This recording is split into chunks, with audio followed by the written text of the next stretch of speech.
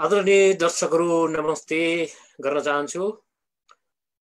Everest times UK को यो Facebook लाइभमा यहाँहरू सम्पूर्णलाई यहाँलाई हार्दिक स्वागत गर्न चाहन्छु र विशेष गरेर हामीले एभरेस्ट टाइम्स युकेले यो कोभिड-19 सुरु भएदेखि नै विभिन्न व्यक्तित्वहरूसँग कुराकानी गर्ने क्रमलाई हामीले निरन्तरता दिँदै आएका छौं र विभिन्न विषयमा पनि हामीले कोभिड लगायतका विषयमा हामीले छलफल गर्दै आएका छौं र पछिल्लो समय लकडाउन अलिकति खुकुलो पनि भएको अवस्था छ र हामीले विभिन्न व्यक्तित्वहरूको बारेमा व्यक्तित्वले खेलेको भूमिकाको बारेमा लगायतका चाहिँ व्यक्तित्वको बारेमा पनि हामी कुराकानीहरूलाई जोड्दै आएका छौं र आज हामीसँग विशेष गरेर आजको हाम्रो अतिथि हुनुहुन्छ विश्वासदीप तिगेलाजी हुनुहुन्छ। उहाँको बारेमा म अलिकति भन्न चाहन्छु। उहाँ विशेष गरेर उहाँ भूतपूर्व गोर्खा सैनिक हुनुहुन्छ। अब सबैले बुझ्ने भाषामा भन्यो भने मलायाको लाउरे पनि हुनुहुन्छ उहाँ।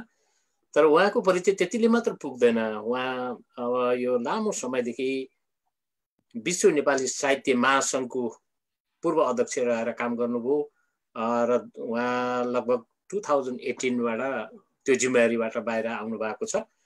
त्यस्तै गरेर उहाँ चाहिँ नेपाल आदिवासी जनजाति पत्रकार महासंघ युके को अर्थात् फोनिजको अध्यक्षता पनि गरिसक्नु भएको उहाँसँग त्यो अनुभव पनि छ।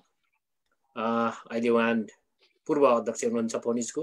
त्यसै गरेर उहाँ चाहिँ यो एनआरएन युके हैन तपाईको एनआरएन आईसीसी को यो साहित्य विभागको एउटा कार्यदल छ। त्यो कार्यदलको उहाँ अध्यक्ष भएर पनि काम गरिसकेको उहाँसँग अनुभव छ योभन्दा पहिलाको आईसीसी को कार्य समितिमा।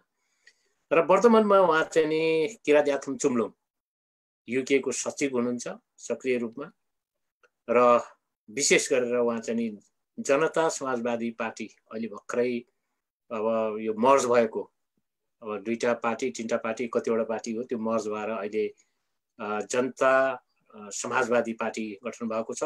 त्यो पार्टीको उहाँ चाहिँ प्रवास विशेष प्रदेश समितिको मुख्य सचिव हुनुहुन्छ। उहाँ यो लगायत विभिन्न सङ्घ संस्थामा पनि आबद्ध हुनुहुन्छ। तर विशेष गरेर उहाँको अहिले छोटोमा परिचय हामीले दिनुपर्दाखेरि यसरी हामी उहाँलाई यसरी चिन्दा राम्रो होला भन्ने चाहन्छु। सर्वप्रथम उहाँलाई हाम्रो आजको यो फेसबुक लाइभमा स्वागत गर्न चाहन्छु। स्वागत छ विश्वासदीप तिगेलाजी तपाईलाई। हजुर नमस्कार पूर्ण सर, हाम्रो मिलन दाई लगायत यस बेला यो लाइभ फेसबुक हेरिरहनु भएका सम्पूर्ण दर्शक श्रोताहरूलाई नमस्कार भन्न चाहन्छु। हजुर आराम हुनुहुन्छ के हैन? बिल्कुल एकदम।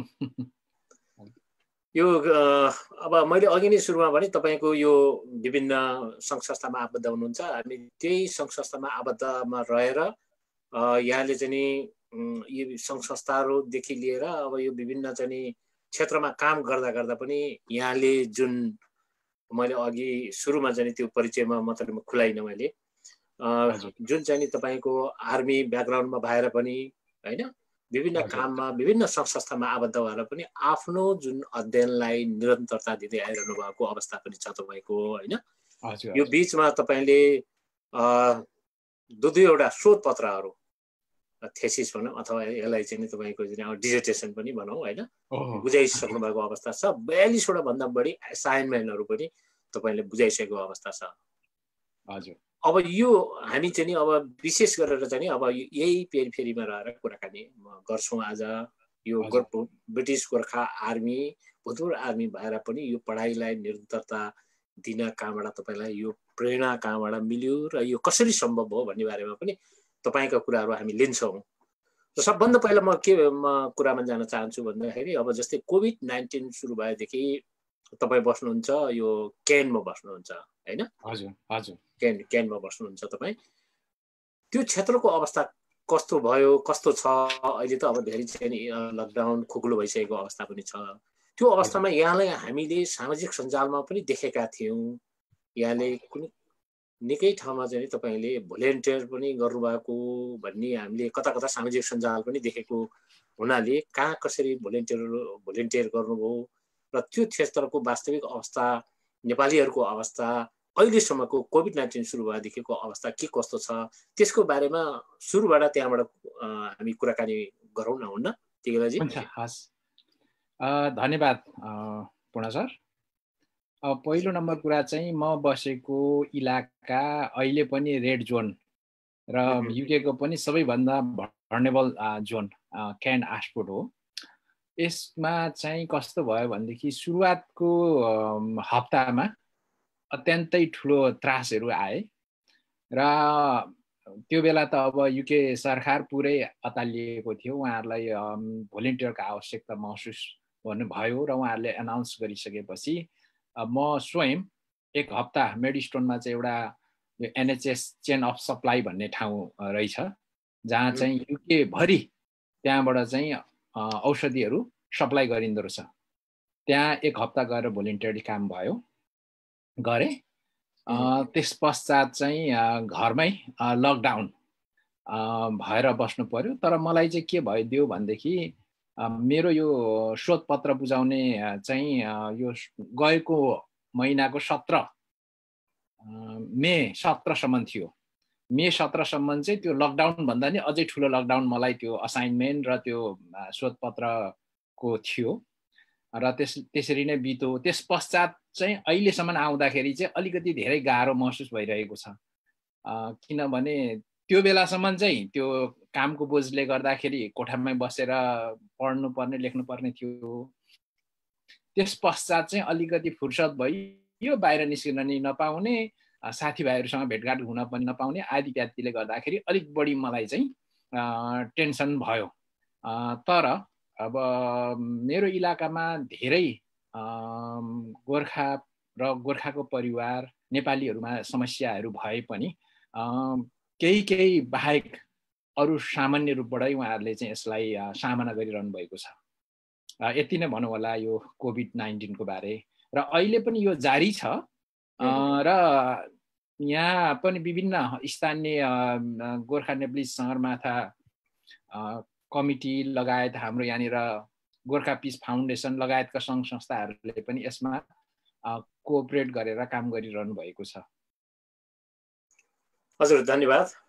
यो सुरुमा चाहिँ कोभिडको बारेमा अलिकति जानकारी गराइदिनु भयो, त्यसको लागि यहाँलाई धन्यवाद दिन चाहन्छु।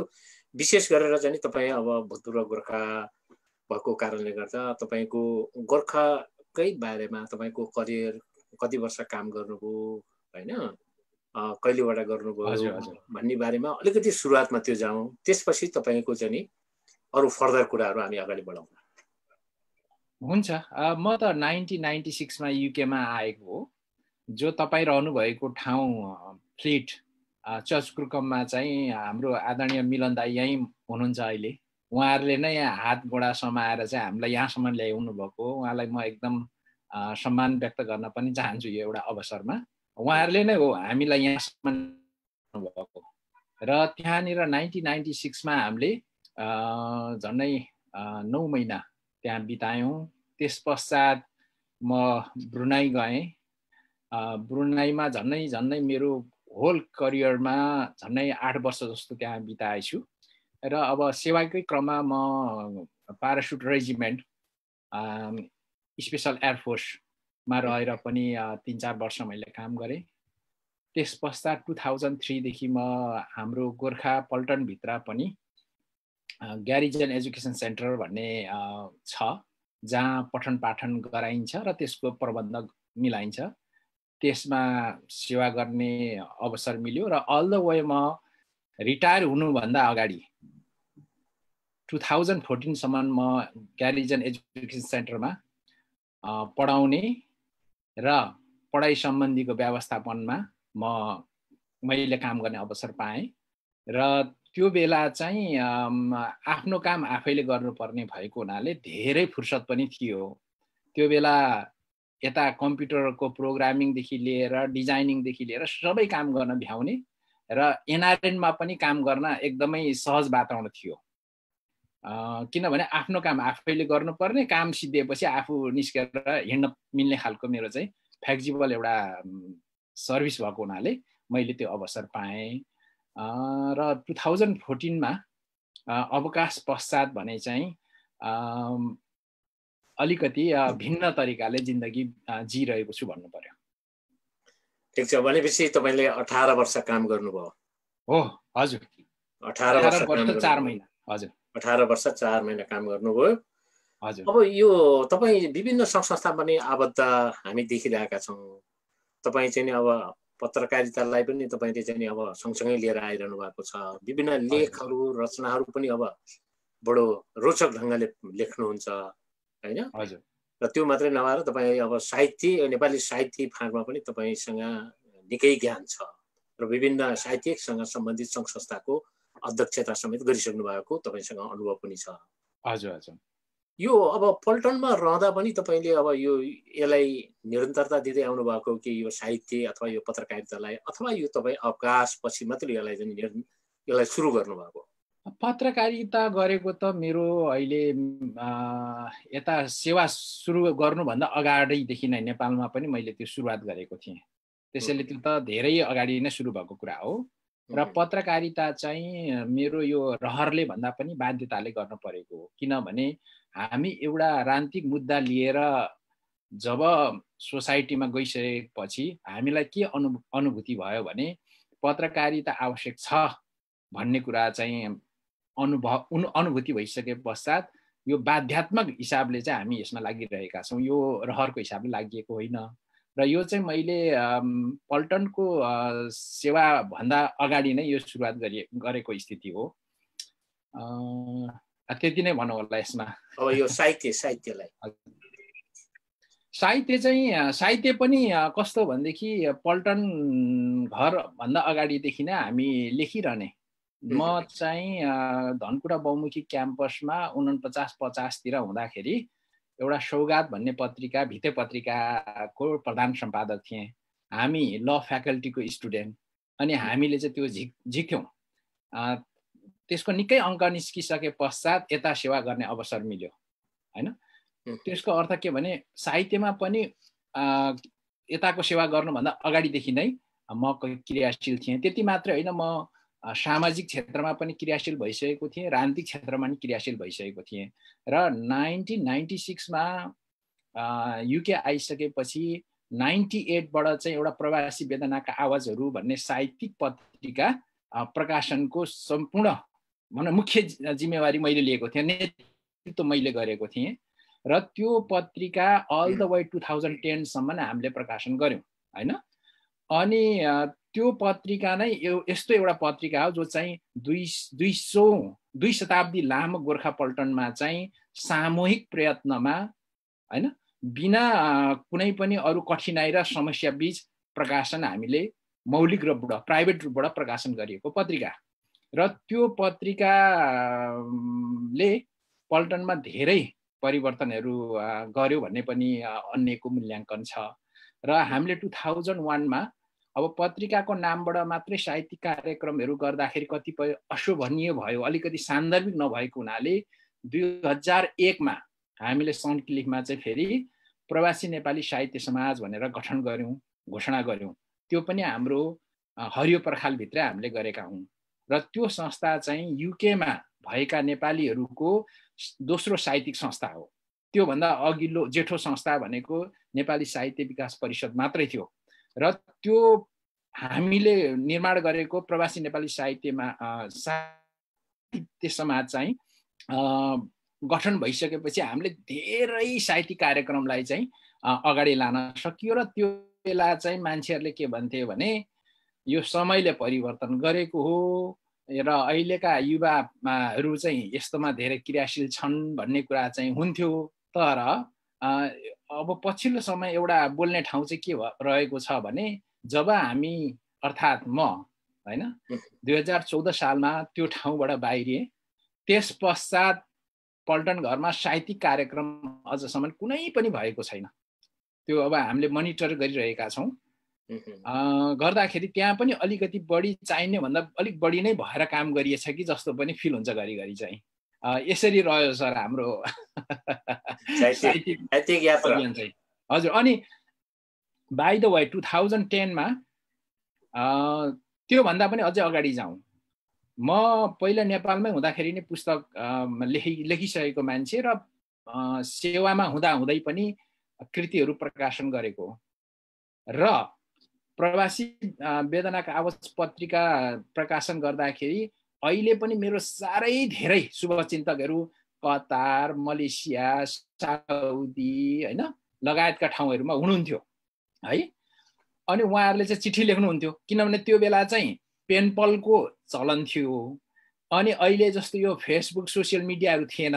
त्यसैले हामीले चाहिँ पत्रिका प्रवासबाट झिक्दाखेरि अनि विदेशमै भएका हाम्रो नेपाली दाजुभाइहरूले त्यो पत्रिका पाएपछि प्रतिक्रिया स्वरूप उहाँहरूले पत्र लेख्ने गर्नुहुन्थ्यो हैन। त्यस पश्चात फेरि 2062 सालमा चाहिँ 62 सालमा अनलाइन नेपाली मञ्च अर्थात् साहित्यघर.com भनेर, अहिले त्यसलाई नेपाली लिटरेचर.com भनेर चाहिँ हेर्न मिल्छ हैन, त्यो उद्घाटन गरियो, सुरुवात गरियो, जहाँ चाहिँ नेपालको सम्पूर्ण साहित्यकारहरूको प्रोफाइल त्यहाँ रहने अनि उहाँहरूको सिर्जनाहरू पनि त्यहाँ राख्ने काम गरियो। त्यसले के भयो भन्दाखेरि नेपाली साहित्य क्षेत्रका मान्छेहरू सबैभन्दा धेरै मसँग चाहिँ सम्पर्कमा रहने स्थिति बन्यो त्यो बेला। किनभने त्यो बेलासम्म नेपाली अरू कुनै पनि साहित्यिक वेबसाइट थिएन।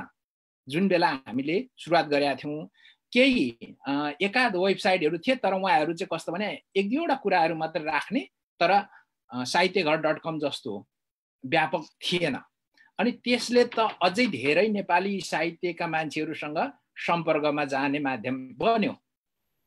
र त्यसले अर्को के विकास गर्यो भन्दाखेरि 2010 मा हामीले यो नेपाली साहित्यको बारेमा म पहिलादेखि अध्ययन गरिरहेको थिएँ। किनभने म एउटा राजनीतिक चेतनाको हिसाबले पनि सबै कुरालाई अलिक मिहिन रूपबाट हेर्न पर्छ र सूक्ष्म रूपबाट अध्ययन गरिरहेको हुँदाखेरि भइरहेका साहित्यिक संस्थाहरूबाट समग्र नेपाली साहित्यको परिभाषा पनि पुग्दैन, समेट्न सक्दैन भन्ने हिसाबले विश्व नेपाली साहित्य महासङ्घ 2010 मा हामीले घोषणा गर्यौं र त्यसको विश्वको 26 मुलुकभन्दा बढी ठाउँमा चाहिँ यसको शाखाहरू विस्तार भए। र हुँदाहुँदै पछि दोस्रो तेस्रो कार्यकालमा चाहिँ मैले नै त्यसलाई नेतृत्व गर्न पुगेँ र अहिले पनि विश्व नेपाली साहित्य महासङ्घ विश्वभर अहिले सञ्जालको रूपबाट विकास भएको छ र यो नियमित चलिरहेको छ। यसरी साहित्यको विकास क्रम पनि चल्यो। अनि 2012 सम्ममा मैले जम्मा जम्मी मेरो साहित्यिक कृतिहरू 6वटा मैले प्रकाशन गरेछु अहिले मैले हेर्दाखेरि। अनि 2000 देखि अहिलेसम्म चाहिँ मेरो प्रकाशन भइरहेको रहेछ हैन।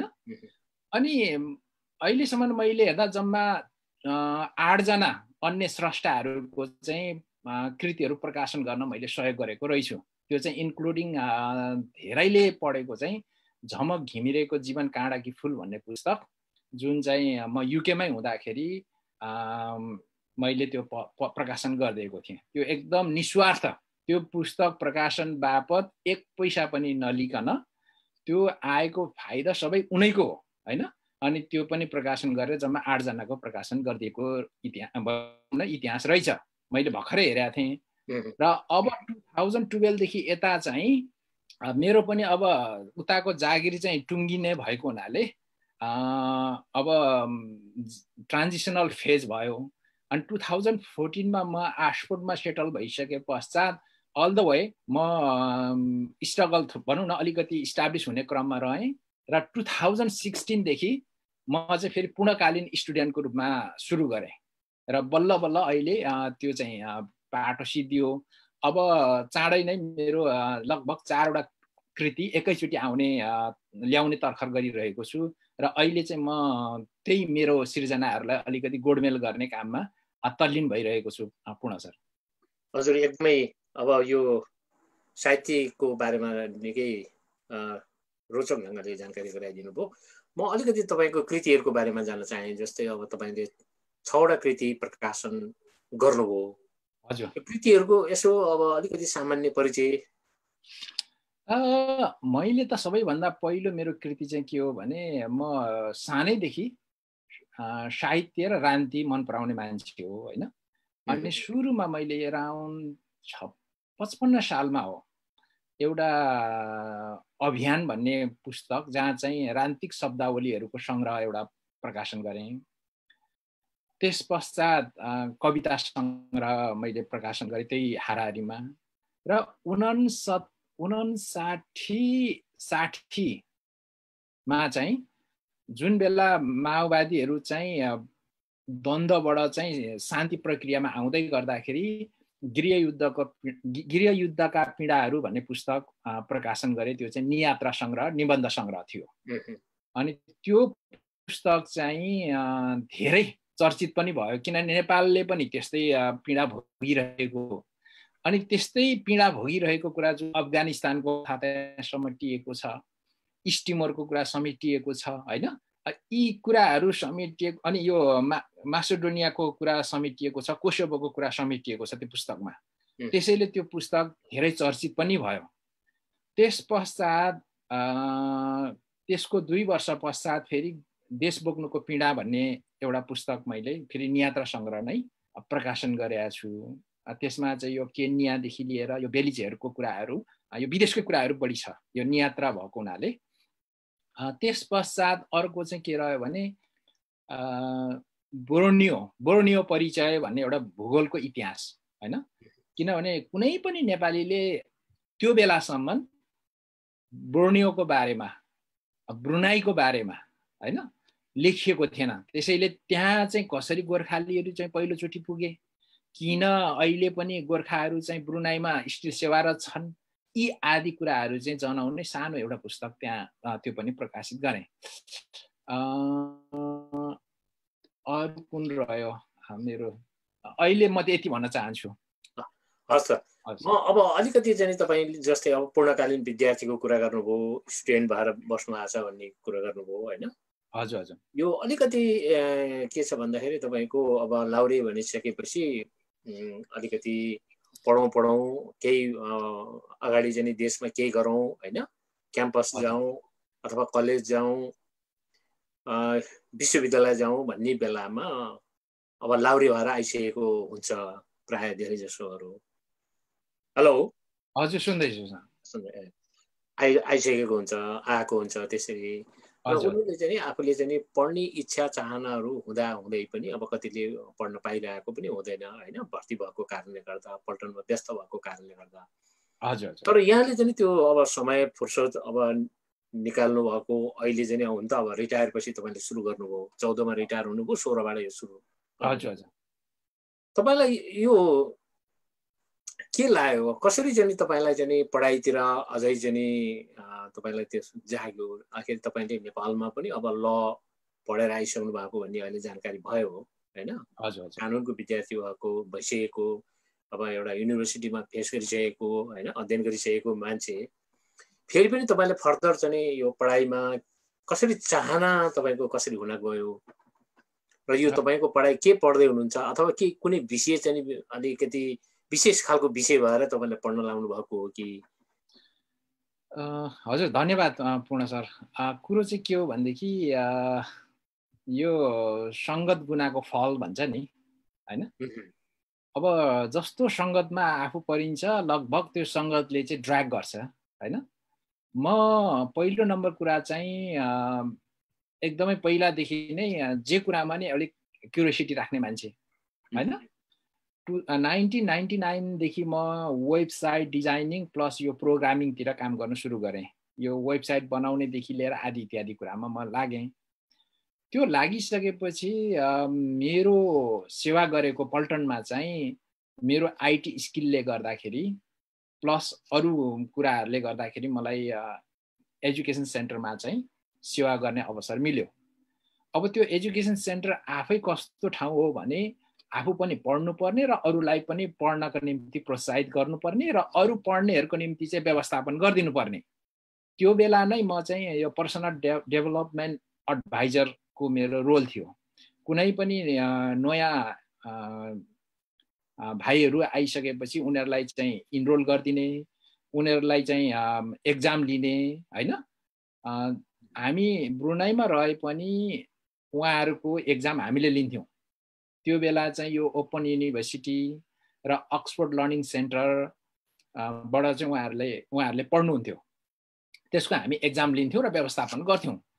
अनि त्यही वातावरणले पनि पढ्नुपर्छ भन्ने एउटा बेस मलाई चाहिँ दियो होइन, पहिलो नम्बर कुरा। दोस्रो नम्बर कुरा यो मैले गरेको सेवा पूर्व नै पनि पढ्ने रहर हुँदा हुँदै हामी भर्ती भयौँ होइन। र तेस्रो नम्बर कुरा चाहिँ के हो भने एउटा सङ्गत पनि हो होइन। म जब सेवा गर्दा गर्दै एनआरएनमा बढी मैले समय बिताएको छु। एनआरएनको अलमोस्ट मलाई त्यो इज एन्ड एभ्री कर्नर मलाई थाहा छ। र मलाई पछिल्लो समयको एकाध साथीहरू बाहेक पुराना एनआरएन म अलमोस्ट सबैले उहाँहरूलाई चिन्दछु। र एनआरएनको मेकानिजम के हो भन्ने कुरा मलाई थाहा छ। र एनआरएनको विक पोइन्ट पनि मलाई थाहा छ होइन। यसरी जाँदै गर्दाखेरि कतिपय ठाउँमा राम्रो साथीहरू भेटियो, कतिपय ठाउँमा यही एउटा योग्यताकै कारणले कतिपय ठाउँमा पछि हट्नुपर्ने पनि कुराहरू आए। यी कुराहरूले गर्दाखेरि पढ्नुपर्छ भन्ने मलाई स्ट्राइक भयो। र मेरो अहिले फेरि ठ्याक्कै घरको वातावरण पनि अलिकति पढ्न चाहेको खण्डमा पढ्न सक्ने भएको हुनाले म चाहिँ 2016 देखि पूर्णकालीन विद्यार्थी भएर पढिरहेको छु। र मैले चाहिँ यहाँ चाहिँ ठ्याक्कै अब यहाँ अहिले भान्जा भान्जी मेरो नानीहरू छोराछोरीहरू जसरी पढाएको छ म एक्ज्याक्टली त्यही हो। जस्तो अब युकेमा तपाईँहरूलाई थाहा छ, तपाईँ हामीलाई थाहा छ, त्यहाँ धेरै खालको डिग्री हुन्छ होइन, धेरै खालको सर्टिफिकेट हुन्छ, कुनै भोकेसनल हुन्छ, कुनै एकाडेमिक हुन्छ। र मैले गर्ने चाहिँ सम्पूर्ण रूपबाट एकाडेमिक हो होइन। अनि 2016 मा मैले यो हायर एजुकेसन एक्सेस भन्छ होइन, यो डिप्लोमा अर्थात् यसलाई ब्रिज कोर्स रूपबाट लिनुपर्छ। त्यो गरिसकेपछि मैले 2017 बाट युनिभर्सिटी जोइन गरेँ। र भर्खरै मात्रै त्यो सिद्धिएको छ, रिजल्ट पनि आइसकेको छ अनौपचारिक रूपबाट। अब औपचारिक रिजल्ट चाहिँ अलिक पछाडि केही 1-2 महिना पछाडि आउँछ, तर अनौपचारिक रूपबाट रिजल्ट आइसकेको छ। झन्डै 3 वर्ष चाहिँ त्यसैमा बिताइसकियो। र अब पढ्ने क्रममा आफ्नो प्यासनको कुरा, म पोलिटिकल मन पराउने मान्छे र पत्रकारिता मन पराउने मान्छे, साहित्य मन पराउने मान्छे। तर अब पढ्ने क्रममा चाहिँ मलाई पोलिटिक्स नै पढ्ने अवसर जुर्यो र म पोलिटिकलमै डिग्री मेरो पुरा भएको छ अहिले। ल बधाई छ, अनौपचारिक रूपमा अब रिजल्ट आइसकेको खबर सुनाउनु भयो, बधाई पनि छ। अब यो विशेष गरेर तपाईँ अब राजनीतितिर अलिकति झुकाव, पहिलेबाट झुकाव, त्यसैको कारणले गर्दा पनि पत्रकारिता तर्फबाट त्यही राजनीतिकै कारणले पत्रकारितातर्फ जानुभयो। हजुर। र चाहिँ अब यो अहिलेको विषयवस्तु जुन तपाईँले डिग्री गर्नुभयो त्यो पनि राजनीतिसँग सम्बन्धित छ। र तपाईँ अहिले जनता समाजवादी पार्टीको होइन प्रवास चाहिँ विशेष समितिको तपाईँ मुख्य सचिव पनि हुनुहुन्छ। हजुर हजुर। के छ यसको भूमिका, के हुन्छ मुख्य सचिवको भूमिका, के हुन्छ प्रवास विशेष समितिको भूमिका के हुन्छ, जानकारी गराइदिनुहोस् न। हस्, थ्याङ्क यू। यो पनि एउटा महत्त्वपूर्ण प्रश्न नै म ठान्दछु। किनभने कुनै बेला एउटा यस्तो समय थियो जुन बेला हरेक ठाउँमा आफू पुगौँ र आफ्नो नै अलिकति त्यहाँ एक्टिभिटी देखाउँ भन्ने हुन्थ्यो। तर पछिल्लो समय यो उमेर ढल्किँदै गएपछि त्यस्तो खालको चाह पनि अलिक कम हुँदै जाँदो रहेछ कि क्या हो होइन। म अलिकति अध्ययनलाई नै बढी समय दिएर बसिरहेको बखतमा हाम्रो नयाँ शक्ति पार्टी र सङ्घीय समाजवादी फोरमको एकता भइसके पश्चात पार्टीले एउटा जिम्मेवारी तोक्यो होइन। अनि त्यो जिम्मेवारी चाहिँ जति पनि देशदेखि बाहिर रहेको इन्क्लुडिङ इन्डिया होइन हेर्ने गरी एउटा मुख्य सचिवको जिम्मेवारी आएको छ। अब यहाँ रमाइलो पक्ष चाहिँ के छ भने नेपालको धेरै पार्टीहरूमध्ये सबैभन्दा रचनात्मक पार्टी चाहिँ जनता समाजवादी भन्नु पर्यो अहिले पछिल्लो समय होइन। यसले चाहिँ के गरेको छ भने नेपालमा प्रशासकीय 7वटा प्रदेश छ। अनि देशदेखि बाहिर गएका जो 40 लाख कोही 60 लाख हामी भनिरहेका छौँ, तीलाई समेट्ने चाहिँ अर्को प्रवास विशेष प्रदेश समिति भनेर निर्माण गरेको छ होइन। त्यही प्रवास विशेष समिति अर्थात् हामी चाहिँ 8औं प्रदेश हो होइन। अनि 8औं प्रदेशको चाहिँ मुख्य सचिवको जिम्मेवारी आएको छ। यो चाहिँ रमाइलो पक्ष भनेको चाहिँ अन्य पार्टीमा यो खालको व्यवस्था छैन। जस्तो जनता समाजवादी पार्टीको प्रवास विशेष प्रदेश समितिसँग सबैभन्दा ठुलो भनौँ न एउटा पावर छ अहिले प्रवास हेर्ने सवालमा। कुनै पनि ठाउँमा यस पार्टीको शाखा निर्माण गर्नु पर्यो भने उहाँहरूले चाहिँ हामीलाई सम्पर्क गर्नुपर्छ। उहाँहरूले चाहिँ केन्द्रलाई गरेर मिल्दैन। किनभने उहाँहरूको निम्ति केन्द्र नै हामी हौँ, प्रवास विशेष प्रदेश समिति हौँ।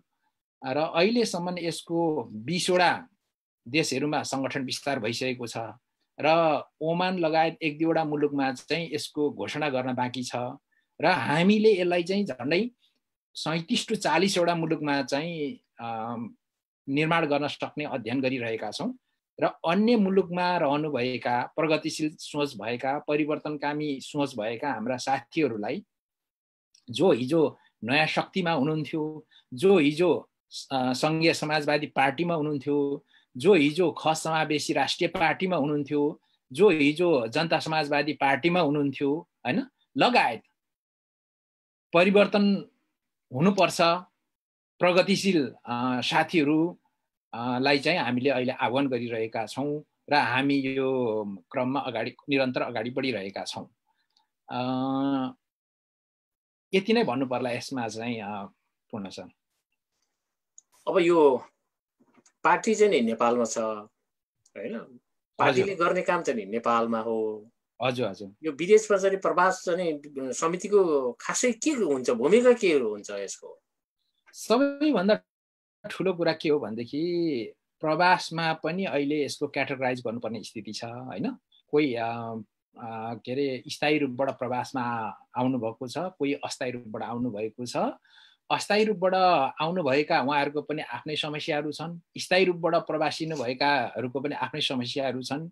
यी समस्याहरूलाई निराकरणको निमित्त पोलिटिकल पार्टी थ्रू पार्लिमेन्टमा पुर्याउनको निम्ति चाहिँ यो प्रवास विशेष प्रदेश समिति अथवा यो प्रवासमा रहेका जति पनि पोलिटिकल पार्टीहरूको अङ्गहरूले चाहिँ काम गर्ने हो।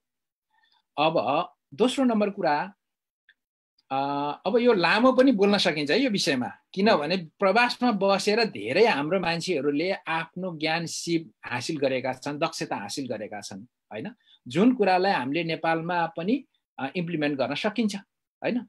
अब त्यो पाटो पनि छँदैछ। त्यसैले मुख्यतया प्रवासमा रहेका हाम्रा साथीहरूले चाहिँ नेपालमा रहेका आफन्त नाता आफन्त गाउँ समाजलाई प्रोत्साहन गर्ने, हौसला दिने र प्रवासबाट गर्न सकिने आर्थिक, नैतिक, भौतिक जुनसुकै प्रकारको साथ सहयोग गर्न सकिन्छ, साथ दिन सकिन्छ। र अर्को कुरा चाहिँ के हो भने जो प्रवासमा आएका छन् आउनुभन्दा अगाडि पनि उहाँहरू कुनै न कुनै हिसाबबाट चाहिँ पोलिटिकल पार्टीमा एफिलिएट हुनुहुन्थ्यो हैन। उहाँहरूलाई चाहिँ स्टिल सक्रिय राख्ने, उहाँहरूलाई चाहिँ नेटवर्कभित्र राख्ने पनि यसको चाहिँ भूमिका हो।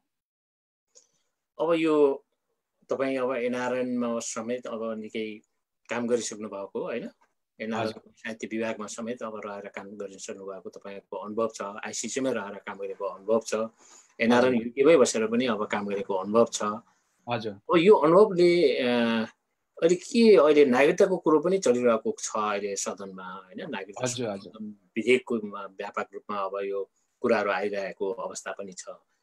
यो गैर आवश्यक नेपाली नागरिकता जुन व्यवस्था गरेको छ 2072 सालको संविधानले, हजुर, अब यो यसको अवस्था के छ, तपाईँले के बुझ्नु भएको छ? यो गैर आवश्यक नेपाली नागरिकता पाउने अवस्थामा प्रदान गर्ने सरकारको के छ तयारी, के छ यहाँको पार्टीको धारणा, के छ एनआरएनले के भनिरहेको छ, त्यसको बारेमा पनि अलिकति यहाँलाई जानकारी छ भने? अब यो प्रक्रिया चाहिँ राज्य व्यवस्था समितिबाट बहुमतका आधारबाट निर्णय भएर संसदमा गइसकेको छ, संसदबाट फाइनल हुन बाँकी छ र अहिले नै यो हर्षोल्लास गर्ने स्थिति चाहिँ आइसकेको छैन। र त्यसको साथसाथै अरू मुद्दाहरू पनि अहिले जोडिएर आएको छ हैन, जस्तो वैवाहिक नागरिकताको सवाल पनि जोडिएको हुनाले त्यो स्टिल विचाराधीन छ। यो कहाँ जान्छ भन्ने कुरा अहिलेसम्म टुङ्गो छैन। एउटा कुरा चाहिँ के सत्य हो भने गैर आवासीय नेपालीले गरेका धेरै महत्त्वपूर्ण कामहरू मध्ये यो गैर आवासीय नागरिकताको उपलब्धि पनि ठुलो उपलब्धि हो हैन। तर यसलाई चाहिँ अब संविधानमा त अक्षरश राखियो, तर यसलाई कसरी कार्यान्वयन गर्ने भन्ने सवालमा ऐन बन्ने क्रममा अहिले संसदमा विचाराधीन छ। त्यस पश्चात नियम उपनियम पनि बन्ला हैन। अब यो सवालमा चाहिँ अझै पनि हामी चनाखो हुनु जरुरी छ, किनभने एनआरएनले धेरै ठाउँमा हामीले यसको बारेमा अन्तर्क्रिया गर्यौं, तर अन्ततः गएर त्यो हाम्रो ऐन अथवा नियम उपनियमहरू चाहिँ मन्त्रालयको उपसचिवहरूले चाहिँ उहाँहरूले चाहिँ ड्राफ्ट गर्ने क्रममा कहीँ न कहीँ अलिकति बेइमान गरिरहेको चाहिँ हामीले अनुभूत गरेका छौँ। यद्यपि एनआरएनको दबावको कारण अहिले त्यो चाहिँ संसदमा पुगेको छ। अब यो पारित भएर आयो भने एनआरएनको निम्ति खुसीको कुरा हो। तथापि युकेको केसमा फेरि अलिक भिन्न छ।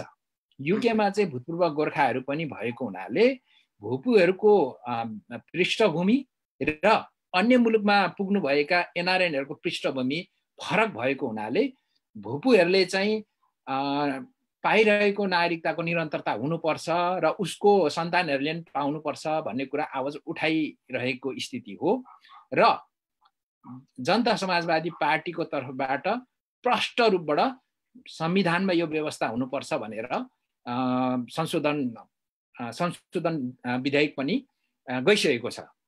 अब अन्य एनआरएन र युकेमा रहेका भूपुहरूकोमा के फरक भन्ने सवालमा चाहिँ अब भूपुहरू चाहिँ राज्यले सेवा गर्न जाऊ भनेर निर्देशन दिएको हुनाले निर्देशन पालन गर्ने क्रममा उहाँहरू यहाँ आइपुगेको हुनाले उहाँहरूले चाहिँ नागरिकता निरन्तरता पाउनुपर्छ भन्ने चाहिँ आवाज अहिले राज्यले पनि सुनेको जस्तो हामीलाई आभास भइरहेको छ। र यो ढिलो चाँडो कहीँ न कहीँ कुनै बिन्दुमा पुगेर यो चाहिँ व्यवस्था हुन पनि सक्छ कि भन्ने तमाम आश गरिएको छ। भनेपछि भूतपूर्व गोर्खाहरू र भूतपूर्व गोर्खा नभएकोहरूको फरक फरक खालको नियम बाहिर आउन सक्छ भन्ने यहाँको बुझाइ हो। त्यो माग अहिले प्रबल उठिरहेको हो। अब हामी अलिकति तपाईको मैले सुरुमै भने तपाईले दुईवटा शोधपत्र बुझाइसक्नु भएको भनेर हैन। त्यो शोधपत्रको अब के विषयमा केन्द्रित थियो, के विषय थियो त्यसको अलिकति त्यसको बारेमा पनि यसो जानकारी पाउन। अब मेरो यो 3-4 वर्षको अध्ययनमा सबैभन्दा मेरो केन्द्रबिन्दु भन्ने चाहिँ पोलिटिक्स नै थियो। पोलिटिक्स नै हो। अब फेरि फर्दर जाने पनि मेरो पोलिटिक्स नै हो र सोसियोलोजी पनि भयो र ल पनि भयो। र मेरो एउटा शोधपत्र चाहिँ यो विश्वको निर्वाचन प्रणालीहरू मध्ये कुन चाहिँ निर्वाचन प्रणाली चाहिँ धेरै लोकतान्त्रिक छ भन्ने थियो हैन। त्यसले चाहिँ के देखियो भनेदेखि नि सबैभन्दा इन्ट्रेस्टिङ कुरा युकेमा जहिले पनि लेबर र कन्जर्भेटिभ दुईटा पार्टी मात्रै देखिन्छ हैन। यो किन हुन्छ अघि अब जस्तै 2017 को इलेक्सनमा 2015 को इलेक्सनमा यहाँको युके इन्डिपेन्डेन्ट पार्टीले चाहिँ 12.6% चाहिँ पपुलारिटी भोट ल्यायो हैन। व्हिच इज उसले चाहिँ एकजना मात्रै एमपी जित्न सक्यो। स्कटल्यान्ड नेसनल पार्टीले चाहिँ 4.7% मात्रै पपुलारिटी भोट ल्यायो। व्हिच इज उसले 56 जना चाहिँ एमपी पायो। भाइ बडो इन्ट्रेस्टिङ छ यहाँ हेर्नुस् है। अनि युके को पार्लिमेन्टमा जहिले पनि कन्जर्भेटिभ र लेबर मात्रै जानुको कारण एउटै थियो, त्यो भनेको निर्वाचन सिस्टम। हेर्नुस् है, यहाँ युके को निर्वाचन सिस्टम चाहिँ first past the post system हो है। यो फर्स्ट पास्ट द पोस्ट सिस्टमले जहिले पनि दुईटा मात्रै पार्टीलाई अन्ततः अस्तित्वमा राख्छ हैन। अनि तपाईँ हामीलाई थाहा छ 2011 मा युकेमा चाहिँ यो इलेक्ट्रोल सिस्टम परिवर्तन गर्ने भनेर जनमत संग्रह पनि भएको थियो हैन। तर त्यो बेला चाहिँ अलिकति कस्तो भने प्रपोज पनि रङ प्रपोज भयो र त्यसको इन्फ्लुएन्स पनि रङ तरिकाले गरेको हुनाले त्यो चाहिँ फेल भयो। अब त्यो पोलिटिकल सिस्टम मात्रै परिवर्तन भएको भए युके को अहिलेको सिनारियो अर्कै हुन्थ्यो है। एक म यसमा यति नै भन्छु किन यो विषयमा धेरै लामो गफ गर्न सकिन्छ है। दोस्रो नम्बर कुरा चाहिँ म के भन्न चाहन्छु भने नेपालमा हैन कुनै समयमा अत्यन्तै क्रान्तिकारी मानिने नेपाल कम्युनिस्ट पार्टी माओवादी हैन, माओवादी एकीकृत माओवादी भने पनि भयो, माओवादी केन्द्र भने पनि भयो। यो पार्टीले चाहिँ हतारमा आफ्नो पार्टीलाई एमालेसँग चाहिँ नि मर्ज गर्यो है, विलय भयो, एकीकरण भयो हैन। तर त्यो पार्टीले त्यो हतार नगरिकन पार्टीलाई मर्ज नगरेको भएदेखि हैन, किनभने त्यो मर्ज हुन सँगसँगै उसको मुद्दा पनि सिद्धियो नि त हैन। तर उनीहरूले चाहिँ त्यो मर्ज नगरेको भएदेखि पनि माओवादीहरू त्यो बेलाको तेस्रो शक्ति सधैँ निर्णायक हुन सक्थ्यो है। अहिले त जनता समाजवादी पार्टी तेस्रो पोजिसनमा छ हैन, यसले निर्णायक भूमिकै खेल्छ हैन। तर माओवादीले पनि त्यो खेल्न सक्थ्यो, किनभनेदेखि 46 सालदेखि यता हेर्ने हो भनेदेखि first past the post system जुन युकेमा जुन खालको निर्वाचन प्रणाली छ एक्ज्याक्टली सेम प्रणाली नेपालमा छ हैन। त्यसले चाहिँ दुईटै मात्रै पार्टीलाई चाहिँ अगाडि लाने भएको हुनाले हैन, त्यो बेला कम्युनिस्ट र कांग्रेस मात्रै हाबी हुँदै आएका थिए हैन। तर पछिल्लो समय नेपालमा के भन्दाखेरि एमएमपी भन्छ, मिक्स मेम्बर प्रोपोर्सनल सिस्टम है। नेपालले चाहिँ निर्वाचन प्रणाली चाहिँ एमएमपी प्यारलल भन्छ के त्यो चाहिँ हैन। त्यो सिस्टम अवलम्बन गरिसकेपछि दुईटै मात्रै पार्टी अस्तित्वमा रहने भन्ने कुरा चाहिँ हुँदैन। त्यसैले माओवादीहरूले जुन निर्णय गर्नुभयो उहाँहरूले त्यो चाहिँ मेरो विचारमा गलत निर्णय गर्नुभयो। उहाँहरू पार्टीमा त्यसरी मर्ज नहुनु भएको भएदेखि उहाँहरू अहिले पनि निर्णायक रहनुहुन्थ्यो र भोलि पनि निर्णायक रहने सम्भावना देखिन्थ्यो। तर उहाँहरूले पार्टी पनि मर्ज गर्नुभयो, मुद्दालाई पनि छोड्नुभयो, जुन कुरा चाहिँ फेरि यता जनता समाजवादी पार्टीको निम्ति चाहिँ ठुलो अवसर भएको छ। अब म चाहिँ यति नै भने यो निर्वाचन प्रणालीको बारेमा एउटा त्यो मेरो के अरे शोधपत्रको चाहिँ फाइन्डिङ रह्यो।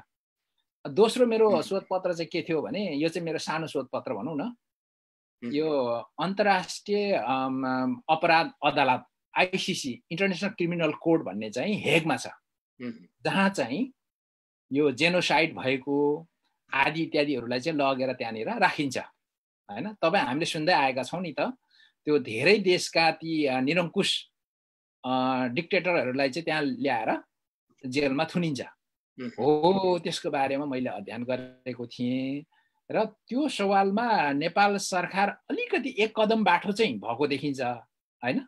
किनभने त्यसको चाहिँ नि रोम स्ट्याच्युट भन्ने एउटा के छ भने रोम सम्मेलनमा जसले हस्ताक्षर गर्यो ती देशहरूमा चाहिँ यो कुरा लागू हुन्छ हैन। त्यो हस्ताक्षर गर्नुमा चाहिँ नेपाल बचेको छ, त्यहाँ हस्ताक्षर गरेको छैन। यसको अर्थ नेपालमा जति पनि भएको चाहिँ नि जुन हत्या हिंसा नरसंहार छ नि त्योबाट उहाँहरू बच्नुभयो भन्ने चाहिँ होइन। यो चाहिँ फेरि अर्को युनाइटेड नेसनको सेक्युरिटी काउन्सिलबाट पनि सिधै उहाँहरूलाई ल्याउन सकिन्छ। यो विषयमा मेरो चाहिँ शोधपत्र थियो। यो धेरै इन्ट्रेस्टिङ र महत्त्वपूर्ण हो भन्ने लाग्छ। अब हामी यहाँ चाहिँ नि अब अलिकति यहाँबाट फेरि के जान्न चाहे मैले भन्दाखेरि जस्तै यहाँले अब अध्ययन गर्नुभयो, बेलायतको युनिभर्सिटीमा अध्ययन गर्नुभयो हैन।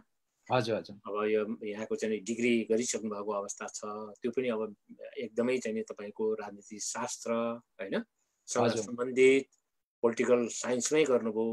तपाईको यो तपाईले जुन अहिले अध्ययन गर्नुभयो, रिसेन्टली अध्ययन गर्नुभयो, यसले यो अध्ययनले नेपालको राजनीतिलाई चाहिँ केही फाइदाजनक छ अथवा नेपालको राजनीति जुन अहिले उथुल पुथुल भइरहन्छ नि बेला बेलामा?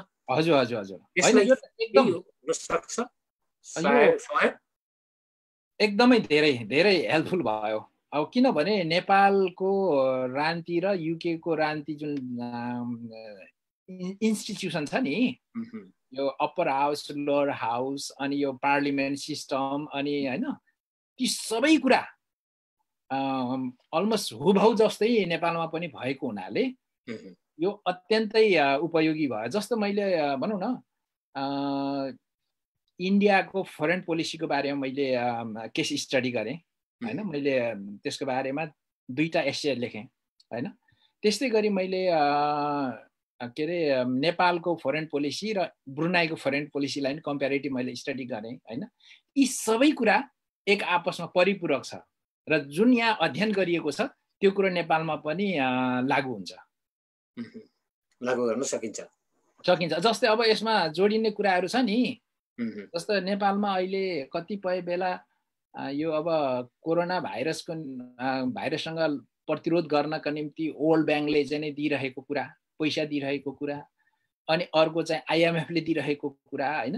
जस्तो आइएमएफले चाहिँ यो कुराहरूमा चाहिँ तत्काल भएको घटनाहरूलाई हेर्ने काम चाहिँ आइएमएफको हो होइन।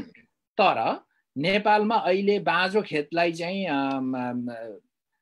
भनौँ न रोप्ने अथवा त्यसलाई चाहिँ उब्जाउशील बनाउने क्रममा त्यो उब्जाउशील बनाउनको निमित्त चाहिँ लगानी गर्ने चाहिँ फेरि वर्ल्ड ब्याङ्कहरू हो क्या।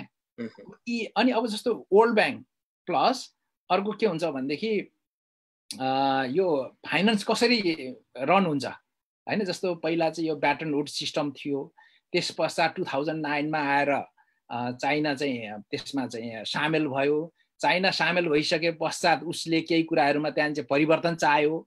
त्यो परिवर्तन नभएको कारणले उनीहरूले फेरि अर्को ब्रिक्स भन्ने चाहिँ नि ब्याङ्क स्थापना गरेको छ होइन। यो 5वटा मुलुकहरू भएर यो ब्राजिल, इन्डिया, चाइना, रसियाहरू भएर होइन। यी आदि इत्यादि कुराहरू पोलिटिक्स विच इज अत्यन्तै महत्त्वपूर्ण र काम लाग्ने नै देखिन्छ। पक्कै पनि हजुर नेपालको परिवर्तनमा एउटा चाहिँ इँटा थप्ने काम चाहिँ गर्न सफल होस् तपाईँको अध्ययनले भन्न चाहन्छु। अब हामी एकदमै यो अब टाइम समयले गर्दाखेरि हामी एकदमै कुराकानीको अन्त्यमा आइसकेको अवस्था पनि छ होइन। अब जस्तै तपाईँ अब एनआरएन अभियन्ता पनि हुनुहुन्छ, भूतपूर्व गोर्खा पनि हुनुहुन्छ। यो भूतपूर्व गोर्खाहरूको जुन अधिकारको कुराहरू, हक अधिकारका कुराहरू बेला बेलामा आइरहन्छ नि। हजुर के छ यो पछिल्लो के छ यो अब यो यसका अवस्थाहरू कस्तो छ? यी अधिकारका कुराहरू जुन सङ्घ संस्थाहरू लागिरहेको अवस्था पनि छ, स्वयं चाहिँ हाम्रो नेपाल सरकार पनि यसमा लागिसकेको अवस्था पनि थियो। पछिल्लो के छ उहाँहरूको चाहिँ यो हक अधिकारको अवस्था कहाँ पुगेको छ जस्तो तपाईँलाई लाग्छ, अथवा तपाईँले यसलाई कतिको बुझ्नु भएको छ? एनआरएन भएकोले मात्रै सोधेको है, भूतपूर्व गोर्खा भन्दा पनि। ए हजुर, अब म कुनै पनि भूतपूर्व गोर्खा सैनिक सङ्गठनहरूसँग आबद्ध छैन, सबैसँग मेरो बराबर सम्बन्ध राम्रो छ होइन। अब यसको बारेमा धेरैभन्दा धेरै त हाम्रो चाहिँ नि गेसु, हाम्रो गोर्खा सत्याग्रह उहाँहरूलाई नै धेरै थाहा छ। अब मैले चाहिँ यसको बारेमा धेरै बोल्नुभन्दा पनि खालि के हो भनेदेखि हिजो उहाँहरूकै पहलले गर्दाखेरि पछिल्लो समय हामी गोर्खाहरूले चाहिँ धेरै सुविधाहरू प्राप्त गऱ्यौँ। उहाँहरूलाई म व्यक्तिगत रूपबाट र मेरो जेनेरेसनको गोर्खाको तर्फबाट धेरै धेरै आभार व्यक्त गर्न चाहन्छु। र पछिल्लो समय हालमा रहेका गोर्खाहरू र ब्रिटिस काउन्टर पार्टमा त्यस्तो मत भिन्नता अरू केही पनि अहिले देखिँदैन। अब धेरै दुःख गरेर उहाँहरूले चाहिँ धेरै मागहरू उपलब्धि पनि भइसकेको स्थिति हो। तथापि कहीँ यो 1-2वटा क्लजहरू छ यो 1997 अनवर्ड्स भएको असमान व्यवहारको बारेहरू छ होइन। अब त्यो पहिलाको मेजर इस्यु भन्दा त त्यो अलिक माइनर होला, तर त्यो पनि स्टिल इस्यु हो होइन। अब यति चाहिँ देखिन्छ। तर पछिल्लो समयको हाम्रो यङ गोर्खाहरूलाई चाहिँ त्यो खालको समस्या छैन। तथापि यो आन्दोलन चाहिँ सिद्धिहाल्नुपर्ने पोइन्टमा नि पुगिसकेको चाहिँ देखिँदैन। तपाईँ अब यो जनता समाजवादी पार्टीको पनि अब एउटा मुख्य व्यक्ति, प्रदेशकै एउटा चाहिँ मुख्य सचिवको रूपमा एउटा जिज्ञासा राख्न चाहन्छु। अहिले नागरिकताको कुराहरू पनि आइरहेको छ होइन। यो जुन विवाह भएर आउने महिलाहरूलाई दिइने नागरिकताको बारेमा पनि निकै बहस चलिरहेको अवस्था छ। हजुर। र अर्को बहस चाहिँ के भइरहेछ भन्दाखेरि यो एमसीसी को बारेमा पनि निकै चर्को बहस चलिरहेको अवस्था छ। हजुर। तह तब्कामा हैन यो अवस्था छ। यहाँले यसलाई कसरी बुझ्नु भएको छ र यहाँको व्यक्तिगत धारणा, पार्टीको धारणा अथवा व्यक्तिगत धारणा के छ, यसको दुईटामा अलिकति बुझ्न चाहे मैले। हस्, थ्याङ्क यू। यो पनि महत्त्वपूर्ण, अति महत्त्वपूर्ण विषय नै उठान गरिदिनु भयो। पहिलो नम्बर कुरा, यो वैवाहिक नागरिकताको सम्बन्धमा जुन राज्य व्यवस्था समितिले बहुमतको आधारबाट संसदमा पठाइसकेको छ, यो अब व्यक्तिगत रूपबाट मैले भन्दाखेरि एक हिसाबले त्यो गलत होइन भन्ने पनि लाग्छ हैन। तर अर्को पाटो के छ भने यहाँनिर दुईटा कुरा छ। पहिलो नम्बर कुरा, 2063 को अन्तरिम संविधान धेरै प्रगतिशील थियो। अहिले चाहिँ अहिलेको यो सरकारले चाहिँ त्यो कुराहरू खोज्दै लगेको हुनाले पनि यो एउटा आपत्तिको विषय हो। किनभने प्रतिगामी कदमहरू यो सरकारले बढी चालिरहेको छ। दोस्रो नम्बर कुरा, तपाईले हेर्नुहुन्छ भने सरस्वती नेपालमा अहिले जनसङ्ख्या सबभन्दा धेरै फिमेलहरूको छ हैन। यो कुरा तपाईलाई थाहा छ हैन। त्यसैले फिमेलहरूमा पनि एउटा यस्तो खालको चाहिँ एउटा अधिकार हुनु पर्यो कि उहाँहरू भोलि गएर बिहा गरेर बाहिर जानु पर्यो भने नि उहाँहरूलाई सहज वातावरण हुनु पर्यो।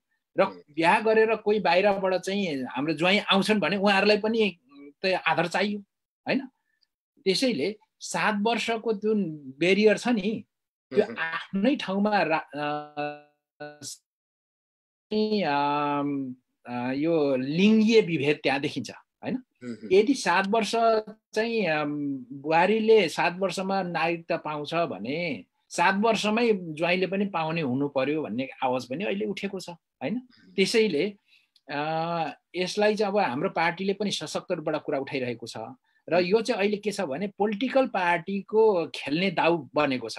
अब यो कुराले बढी चाहिँ जनता समाजवादी पार्टी इतरका मान्छेहरूलाई बढी प्रभाव पर्ने भएको हुनाले, तर त्यो प्रभाव त्यहाँ मात्रै होइन, तपाईको हाम्रो सुदूरपूर्व इलाम, ताप्लेजुङ, तेर्थुम, झापातिरको पनि बिहा गरेर दार्जिलिङ, सिक्किम, आसाम, नागाल्यान्ड जाने चलन छ हैन। त्यस्तै गरी यता दार्चुला, बैतडीकोहरू पनि उता कुमाऊ, गढवाल, नैनीतालतिर चाहिँ बिहा गरेर जाने चलन छ हैन। यो कारणले गर्दाखेरि पोलिटिकल पार्टीहरूले चाहिँ खालि एउटै पार्टीलाई मात्रै हिट गर्ने तरिकाले चाहिँ कुनै पनि नीति नियम चाहिँ ल्याउन हुँदैन। त्यो समग्र सबैलाई असर गर्छ भन्ने कुरा बुझ्नुपर्छ भन्ने चाहिँ मलाई लाग्छ। यो भयो नागरिकताको विषयमा। दोस्रो नम्बर कुरो एमसीसी को विषय छ। एमसीसी को कुरा चाहिँ के छ भनेदेखि अब मैले त्यो डिपली त म लास्ट फेब्रुअरी क्यानाडामा थिएँ। त्यतिखेर मैले एकचोटि स्टडी गरेका थिएँ। यो राष्ट्रको निम्ति घातक छ हैन। त्यो भन्दा पनि म व्यक्तिगत रूपबाट एउटा के कुरा भन्न चाहन्छु भने नेपालमा 2014 मा एउटा विशाल युरेनियमको चाहिँ खानी पत्तो लागेको छ हैन। जुन चाहिँ ठुलो एउटा पहाड, जुन चाहिँ 10 किलोमिटर लम्बाइ र 3 किलोमिटर चौडाइ, जुन मनाङमा पर्छ त्यो, र त्यो ठाउँ चाहिँ चाइनादेखि 15 किलोमिटर मात्रै नेपालतिर पर्छ है। अब तपाईले संसारमा हेर्नुहुन्छ भने युरेनियममा उत्पादन गर्ने मुख्य मुलुकहरू मध्ये अमेरिका चाहिँ 9औं स्थानमा छ। भनेको अर्थ अमेरिका भन्दा अरू मुलुकले धेरै युरेनियमहरू चाहिँ प्राप्त गरेको छ। त्यसैले अमेरिकालाई त्यो युरेनियम चाहिनु एकदमै आवश्यक छ हैन। अब कहीँ कतै यो एमसीसी त्यतै पनि जोडिएको हुन सक्छ कि भन्ने पनि मेरो व्यक्तिगत आशंका चाहिँ छ, र कतिपय विश्लेषकहरूले यो कुरा पनि गरेका छन्। र अब यो पोलिटिकल पार्टीहरूमा ठुलो डिबेट छ। नेपालमा एउटा समस्या के छ भन्नु होला भने तत्काल पैसा कसैले दिन्छ भने नि उनीहरूले जेसुकै पनि त्यागेर स्वीकार गर्ने चलन छ। हेर्नुस्, मलाई त त्यो एमसीसी को मात्रै कुरा होइन, हिजो अस्ति त्यो वर्ल्ड ब्याङ्कले पनि कति अरब चाहिँ लोन दियो, त्यसले पनि मलाई चिन्तित बनाएको छ। त्यसले त हामीलाई डुबाइरहेको छ नि त।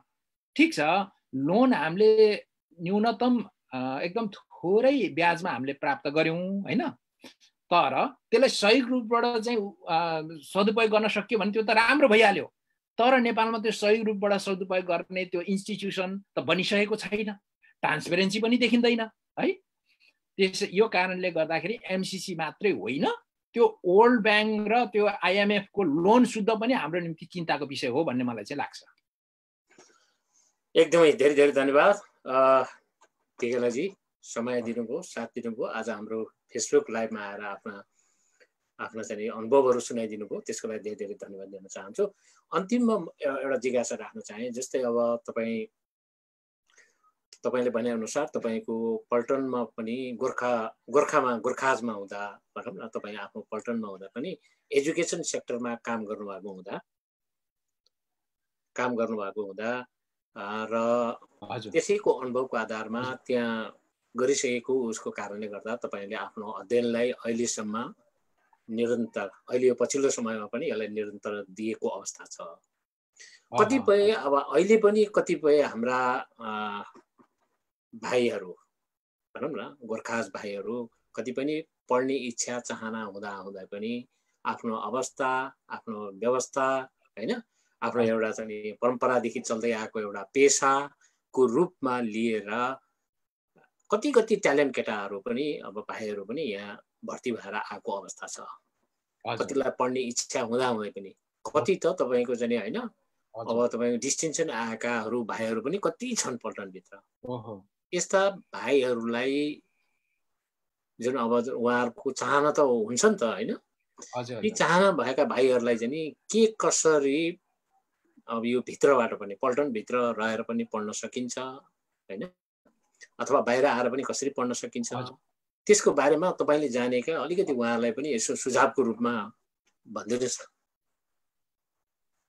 हस्, थ्याङ्क यू। यो पनि महत्त्वपूर्ण यहाँले नै सवाल राख्नुभयो।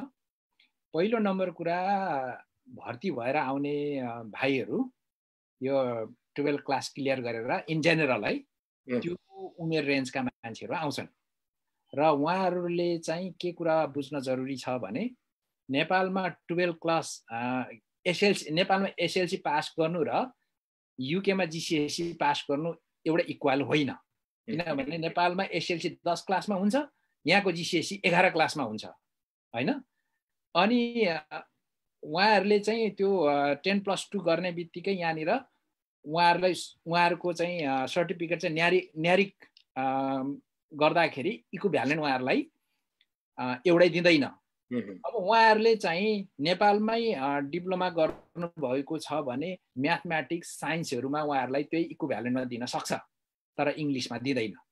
सबभन्दा पहिला नयाँ आएका भाइहरूलाई म के सुझाव दिन चाहन्छु भने युकेमा आइसकेपछि पहिलो नम्बर कुरा उहाँहरूले जीसीएससी इङ्ग्लिस गर्नु पर्यो, जीसीएससी म्याथ गर्नु पर्यो। यो दुईटा साह्रै महत्त्वपूर्ण विषयहरू हुन्। उहाँहरू युनिभर्सिटी जानका निम्ति यो कुरा चाहिन्छ।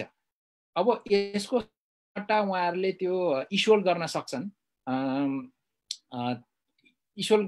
तर त्यो चाहिँ के हुन्छ भने ट्याफल भनिन्छ र अर्को के भनिन्छ इस्योलदेखि अर्को यहाँ युकेमा अहिले त्यही बुझ्नु कुनै हुन्छ त्यो। हजुर, त्यसको चाहिँ नि 6.5% या 7% उहाँहरूले ल्याउनु पर्छ, तर त्यसको आयु के हुन्छ आइएल्स हैन हो, त्यो चाहिँ त्यसको आयु चाहिँ 2 वर्ष 3 वर्ष मात्रै हुन्छ, त्यस पश्चात चाहिँ भ्यालुलेस हुन्छ। तर जीसीएससी गर्यो भने के हुन्छ, त्यो त आजीवन हुन्छ हगि। अब यहाँ कतिपय ठाउँमा के छ भने डिग्री गरिसके पश्चात पनि जीसीएससी को सर्टिफिकेट खोज्ने चलन छ यहाँनिर युकेमा। त्यसैले उहाँहरूले पहिलो नम्बर कुरो जीसीएससीमा चाहिँ उहाँहरू इङ्गेज भइहाल्नु पर्यो हैन। अनि त्यस पश्चात उहाँहरूले चाहिँ अरू फर्दर अगाडि बढ्न सक्नुहुन्छ। अब युकेकै केसमा हामीले अघि पनि भनिसक्यौँ, यो एकाडेमिक र भोकेसनल 2-3 खालको चाहिँ नै हुन्छ हैन। त्यसैले त्यो भोकेसनल खालको मात्रै सर्टिफिकेटले यहाँनिर काम पाउन त्यही सेक्टर बाहेक अन्यत्र चाहिँ अलिकति गाह्रो हुन्छ। र सक्दो मेरो चाहिँ भाइहरूलाई चाहिँ सुझाव के छ भने, सल्लाह के छ भने एकाडेमिक क्वालिफिकेसन लिने पहल गर्नुहोस्। अनि अहिले पल्टन घरभित्र तपाईको के छ भने दुईटा प्याकेज छ। पहिलो एसएलसी भन्ने छ, स्ट्यान्डर्ड लर्निङ क्रेडिट भन्ने छ। प्रत्येक वर्ष भाइहरूले चाहिँ अध्ययन गर्नको निम्ति ग्रान्ट पाउँछन् अघि। दोस्रो चाहिँ एसएलसी भन्ने छ, सरी इएलसी भन्ने छ, इन्हान्स लर्निङ क्रेडिट भन्ने छ हैन। त्यसले चाहिँ उच्च शिक्षा हासिल गर्न पाउँछ हैन। यस्तो अवसर हुँदा हुँदै पनि उहाँहरूले यसलाई चाहिँ व्यवस्था गर्न भएन। र अर्को कुरा, पल्टन घरभित्र अहिले नयाँ भाइहरूले धेरै धेरै राम्रो काम गरेको छ, पढाइमा धेरै प्रगति गर्नुभएको छ। म एकदमै प्रशंसा गर्न चाहन्छु र म खुसी पनि छु। किनभने जुन बेला म एजुकेसनमा हुँदाखेरि उहाँहरूलाई चाहिँ यो बाटो जाऊ भनेर चाहिँ हामीले देखायौँ, ती भाइहरूले पनि अहिले धेरै राम्रो गरेका छन्। मैले देखेको बुझेअनुसार 2-4 जना भाइहरूले चाहिँ अहिले मास्टर्स पनि गरिसक्नु भएको छ हैन। यो क्रम निरन्तर छ। पल्टन घरमा अहिले अध्ययन अध्यापनको निम्ति राम्रो वातावरण छ अनि राम्रो सुविधाहरू पनि छ। यी कुराहरूलाई चाहिँ उहाँहरूले अत्याधिक युज गरेर आफ्नो व्यक्तिगत विकास गरून् भन्ने म चाहिँ उहाँहरूलाई सल्लाह दिन चाहन्छु। पढाइ छोडेर आइयो भनेर पछुतो गर्नुपर्ने ठाउँ कुनै ठाउँ छैन। युके अहिले तपाईको ब्रिटिस आर्मी भित्र चाहिँ के पनि गर्न भन्न सकिन्छ भने जो अलिकति गर्छु पढ्छु भन्ने चाहना छ भने उहाँहरू चाहिँ अहिले युनिभर्सिटी भित्र प्रवेश गर्नुभएको छ है। पल्टन घरमा त्यति राम्रो सुविधा छ, तर खाली फरक कहाँ हो, उहाँहरूले कस्तो खालको संगत पाउनुहुन्छ एक, अनि उहाँ आफैले कति चाहिँ त्यसमा चाहिँ भनौँ न दृढतापूर्वक लगाउन सक्नुहुन्छ, यति मात्रै फरक हो। एकदमै धेरै धेरै धन्यवाद दिन चाहन्छु यहाँलाई आज समय दिनुभयो। र आदरणीय दर्शकहरू, आज हामी कुराकानी गर्दैछौँ हामी विश्वास दिप्तिकेलाजीसँग। उहाँ धेरै संस्थामा आबद्ध हुनुहुन्छ र विशेष गरेर जनता समाजवादी पार्टीको उहाँ प्रवास चाहिँ विशेष समितिको चाहिँ मुख्य सचिव पनि हुनुहुन्छ। आज हामी उहाँसँग कुराकानी गर्यौँ। अन्तिममा केही भन्न चाहनुहुन्छ कि हाम्रा आदरणीय दर्शकहरू जो आज चाहिँ हेरिरहनु भएको छ, फेसबुक लाइभ हेरिरहनु भएको छ, उहाँहरूलाई केही भनिदिनुहुन्छ कि? हस्, सबभन्दा पहिला फेरि यहाँ पुनः सर, हाम्रो एभरेस्ट टाइम साप्ताहिक परिवार, आदरणीय मेरो गुरुवर हाम्रो मिलन दाई, सबैलाई धन्यवाद भन्न चाहन्छु। र यहाँले अघि पटक पटक दोहोऱ्याएर भन्नुभयो जनता समाजवादी पार्टीको मुख्य सचिव, ठिकै छ। म मुख्य सचिवको हैसियतले अब हामीले कम्तीमा 20 वटा मुलुकमा त हाम्रो शाखाहरू छँदैछन् हैन। अब हामीले 37 देखि 40 सम्म पुर्याउन सकिन्छ भन्ने हाम्रो आंकलन रहेको छ। जुन जुन मुलुकमा गठन भएको छ भइहाल्यो, नभएको ठाउँमा कुनै साथीहरू इच्छुक हुनुहुन्छ भने उहाँहरूले चाहिँ सिधै प्रवास विशेष प्रदेश समिति अर्थात् मलाई सम्पर्क गर्न सक्नुहुन्छ। तपाईहरू केन्द्रमै जानु भए पनि त्यो केन्द्रले चाहिँ हामीलाई नै रेफर गर्छ, किनभने त्यो सम्पूर्ण जिम्मेवारी हामीलाई छ। सबैलाई म त्यो आग्रह गर्न चाहन्छु। र यो रह्यो पोलिटिकल पार्टीको कुरा, हैन, पोलिटिकलै मात्र सब थोक हो भन्ने मलाई लाग्दैन। सबै पार्टीमा रहनुभएका साथीहरूमा पोलिटिकल संस्कार विकास होस् हैन। आफ्नो पार्टीको मात्रै राम्रो, अरू पार्टीको नराम्रो भन्ने हिसाबले हामी बुझ्नु चल्नु हुँदैन भन्ने चाहिँ म सन्देश दिन चाहन्छु। आज यो जुन अवसर यहाँहरूले दिनुभयो त्यसको निम्ति म धेरै धेरै धन्यवाद भन्दै सम्पूर्ण दर्शक श्रोता सबैलाई धन्यवाद भन्दै म बिदा माग्न चाहन्छु। नमस्कार। हस् त, यहाँलाई धेरै धेरै धन्यवाद दिन चाहन्छु। फेरि पनि यहाँलाई मेरो व्यक्तिगत तर्फबाट र सिङ्गो एभरेस्ट टाइम्स युके को परिवारको तर्फबाट यहाँलाई धन्यवाद दिन चाहन्छु।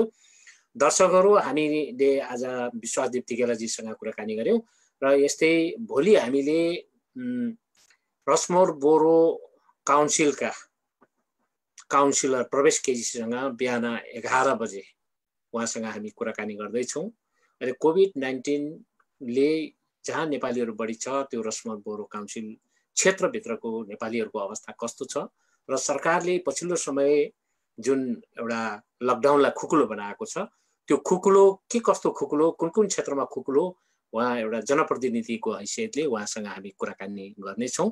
यति भन्दै आज विभिन्न ठाउँबाट त यहाँहरूले हामीलाई हेरेर साथ दिनुभयो, त्यसको लागि फेरि पनि यहाँलाई धन्यवाद दिँदै आजको यो फेसबुक लाइभमा विशेष गरेर प्रविधिमा रहेर साथ दिनुहुने हाम्रा एभरेस्ट टाइम्सका वरिष्ठ फोटो पत्रकार हाम्रा जाने मिलन तमु र आजको हाम्रो अतिथि विश्वनाथ तिगेलाजीलाई दुवैजनालाई धन्यवाद दिँदै म पूर्ण गुरुङ समेत यहाँहरूबाट बिदा हुन चाहन्छु। नमस्ते, शुभरात्रि।